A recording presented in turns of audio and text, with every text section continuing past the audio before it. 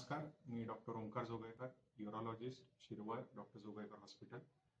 या मेसेजमध्ये मी सांगू इच्छितो की आपणास कुठल्याही प्रकारच्या लघवीच्या समस्या जसे की रात्री उठावे लागणे, लघवी कपड्यात होणे, लघवीची धार बारीक होणे, लघवीला वारंवार जावे लागणे, या पद्धतीच्या कुठल्याही समस्या असल्यास तर त्याच्या मूळ कारणामागे जाऊन जसे की प्रोस्टेटची वाढ होणं, लघवीचा मार्ग बारीक होणं, मूत्राशयाची ताकद कमी होणं, यासारख्या समस्या त्याच्या मागे असू शकतात.